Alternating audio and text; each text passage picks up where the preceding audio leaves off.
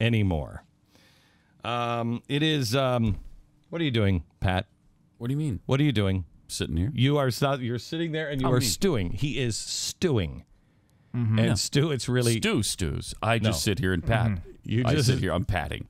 That's all I'm doing. Yeah. Well, you said he was stewing and he was just sitting there, but why didn't you credit what chair company made the chair he's sitting in? Okay, now you're stewing as well. Stop it. Stop it. It is you guys kill me. You guys kill me. Do we? Yeah, you do. Do we now? Do we now? You do. You tell me all the time, Glenn, you got to blow things off.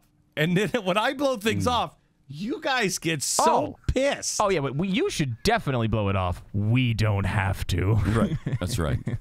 We can sit here and point out the idiotic attempts at revenge by people who are completely desperate for attention. You know what? Hang on, just jealous. Wait a minute. Let me play. Jealous. Let me play. The searing, seething jealousy that, I don't have a Fox News show and I want one so bad. Let me stop. Why can't I be on TV too? I'm good. I am. Stop. no, you're not. You're not good, and that's why you're not on Fox. That's why. When will you understand? We're not going to be on Fox much longer either. I know, but that's our choice. We are.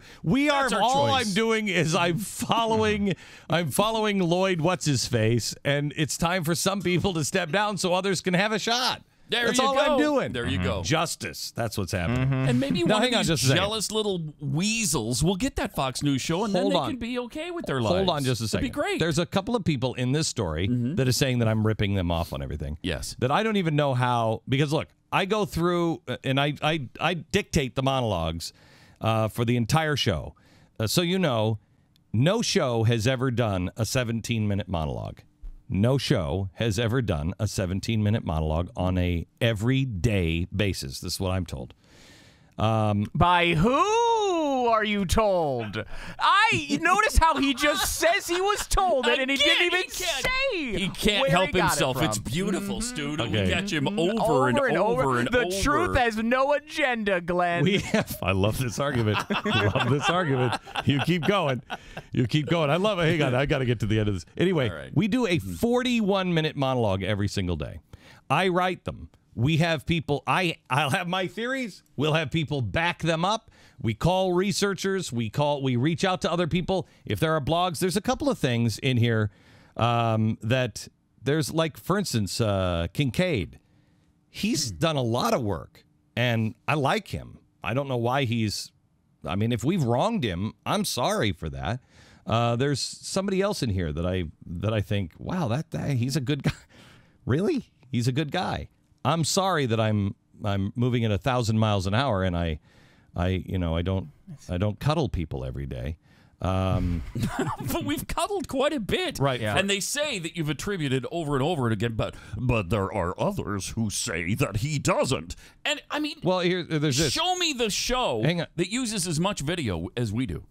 Well, it's not only that. Robert Spencer, Robert Spencer of Jihad Watch, who has written extensively on the Middle East, received call earlier this year from one of Beck's television producers about a show on radical Islam. He was doing his Sharia and Caliphate show, Spencer says, where he did a country-by-country survey of Islamic movements in those countries and the likelihood those countries were going to turn into full-fledged Islamic states with Islamic fully implemented. I gave the producer all the information. She called me like 5 times that day. I was on the phone with her for probably 3 or 4 hours. The entire Sharia Caliphate show was me, he says. Really, Robert? That is fascinating.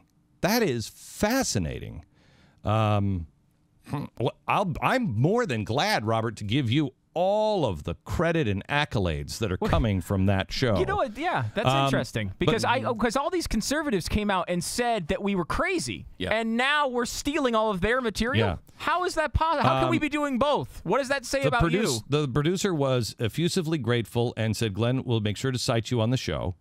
Well, I don't think I never true. promised anything, and I'm sorry that we didn't. I mean, if he was that involved, if he wrote this show, if this was all his idea, it's just nonsense. We should have. Yeah. It's nonsense. However, I will tell you this: baloney. Do you remember, Stu? They would only let me do it once a week at CNN.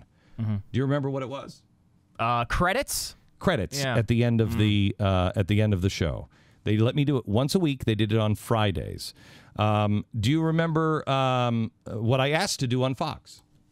Look, I would assume credits. Credits. Probably can't again. run credits. Yeah, can't run credits. Can't. I want to thank everyone. They never do that on when cable we news run shows. when we do our documentaries. When we did what was the first thing? Were you here when we premiered the 828 documentary? And it went down the last minute and a half. The internet went down the last minute and a half, and it stopped. And I was in my office, and everybody else is freaking out, and everybody's looking at me like, "Oh my gosh, he's going to kill us." And I'm like, "Hey, man, things happen. Don't worry about it." And then I was angry. Were you there? No. Was anybody here for that? I was angry about one thing. I called the whole team in, and I said, "Don't you ever produce anything for me ever again and not run credits at the end. Everyone must be thanked." You've always been psychotic about that. Yeah. Forever. I'm sorry that I'm not crediting everyone. It's 41 minutes, and I'm sorry that I'm not doing a cuddle fest. And not to mention, I could be mistaken here, but the same staff that produces our show every week produced the show last week with Judge Napolitano. Same staff. And we don't normally do guests on the show, but when we had a guest slot, that guy, Robert Spencer, was on the show. He was a guest. He's in this article saying that they never mentioned that the whole caliphate thing was him.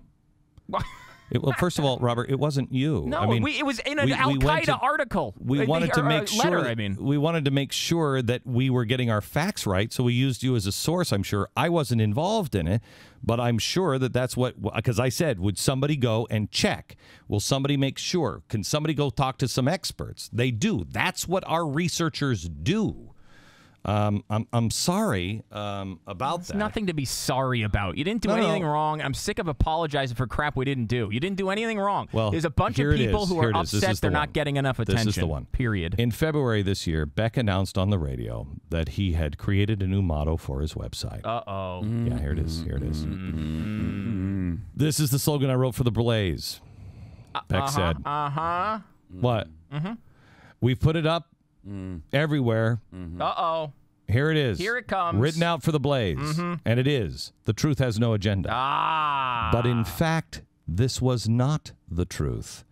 Beck did not write any such slogan for the Blaze, according to GoDaddy.com. Well, that's where I go for all of my truth is GoDaddy.com. You mean the one with the naked race car drivers? I like that one. Yeah. Chicks all over it. That's a man. This is how good the article is. And by the way, this is the same site that did the NPR story that was so full of holes that we exposed.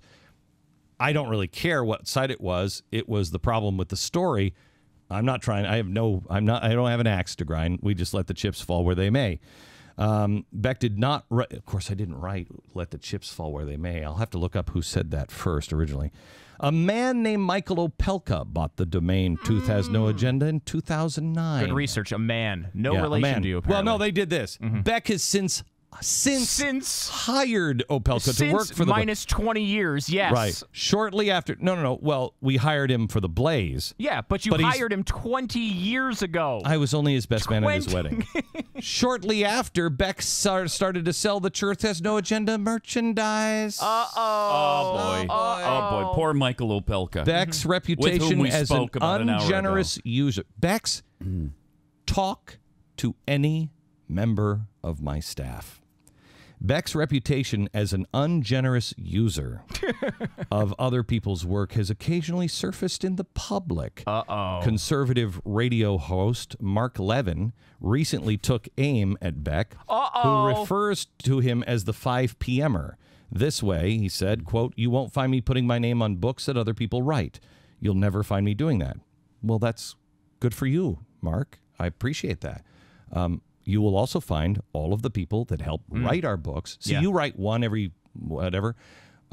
We write like 5 in a year. Yeah. There's no way I could write all of those books. Right. See? And I know so I give my mom credit. is very proud that my name is featured heavily on books that I've contributed to. Joe Carey, I think, bought a house with his royalties that he got from Common Sense. Common Sense. Yeah. But don't worry, I'm ungenerous.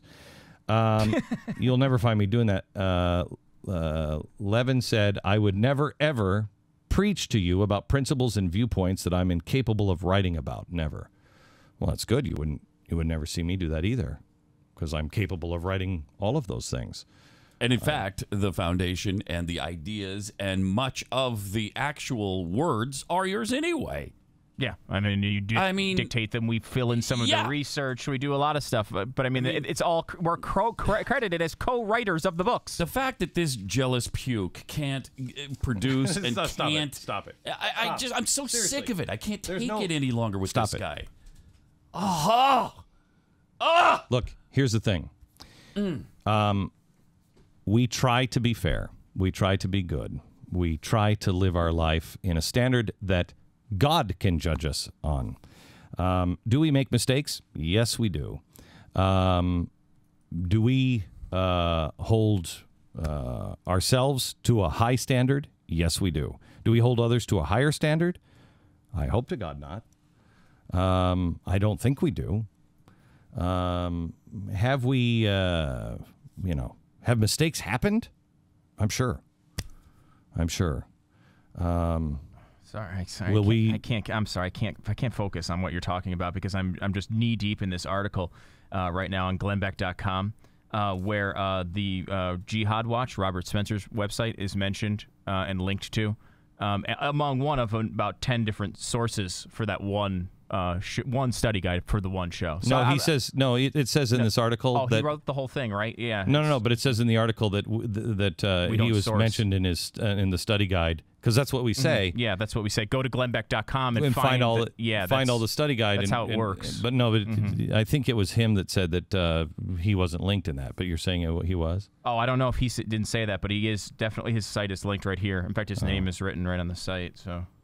Okay. It's weird. Well, and then some of the other bloggers in there obviously have also been mentioned and also tried to get jobs here and been rejected. That's certainly not. We have no desire. Upset. We have no desire to make. We have no desire to make enemies of anybody. We have no desire to doing that. No, we don't have desire to do that. And it's certainly not revenge for blowing someone else's apparently story that they didn't check into enough. And here's our sponsor this half hour. It's goldline.com. Goldline.com.